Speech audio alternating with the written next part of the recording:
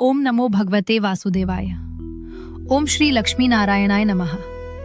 नमस्कार भक्तों, आज हम चैत्र मास के कृष्ण पक्ष में आने वाली पाप मोचनी एकादशी की कथा बताते हैं। एक बार महाराज युधिष्ठिर ने भगवान श्री कृष्ण जी से पूछा कि चैत्र मास के कृष्ण पक्ष में आने वाली एकादशी की कथा कृपया मुझे बताएं।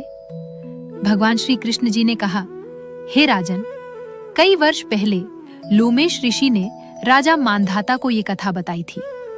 इस एकादशी के व्रत से मनुष्य सभी पापों से मुक्त हो जाता है और जीवन में अष्ट सिद्धियां प्राप्त करता है।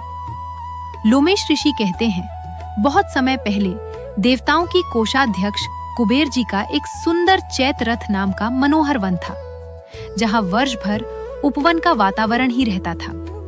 वहां पर स्वर्ग से किन्नर, अप्सरा, गंधर्व हमेशा विहार करने आते थे। विशेष करके इंद्र और अन्य देवता भी वहां जाकर आनंद प्राप्त करते थे।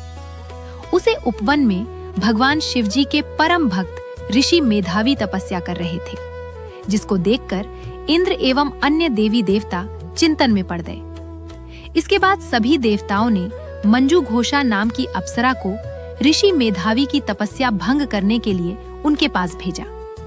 मंजू घोषा उनके समीप जाकर वीणा बजाते हुए बहुत मधुर गाना गाने लगी, जिससे ऋषि मेधावी का तपस्या से ही ध्यान हट गया। वो मंजू घोषा से प्रभावित हो गए और उसी में मग्न हो गए। उनको दिन रात का भी कोई भान नहीं रहा और तक अप्सरा के साथ काम क्रीड़ा में मग्न हो गए।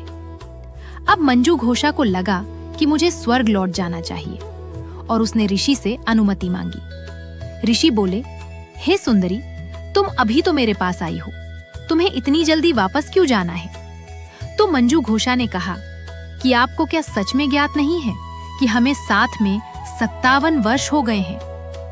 ये याद आते ही ऋषि मेधावी बहुत क्रोधित हो गए और उन्होंने अप्सरा को पिशाचनी बनने का श्राप दे दिया। इस पर मंजू घोषा भयभीत हो गई और कहने लगी, हे ऋषिवर, आपने मेरे साथ इतने वर्ष बिताए हैं, कृपया मुझ पर दया कीजिए और अपना श्राप वापस ले लीजिए। जब ऋषि मेधावी का क्रोध शांत हुआ तो उन्होंने कहा, तुमने मेरे इतने वर्ष खराब किए हैं, इसलिए मैं श्राप तो वापस नहीं ले सकता, पर इससे मुक्ति पाने का उपाय बता देता हूँ। चैत्र मास के कृष्ण पक्ष में पाप मोचनी एकादशी आती है। यदि तुम उसका व्रत करोगी तो तुम्हें इस श्राप से मुक्ति मिल जाएगी।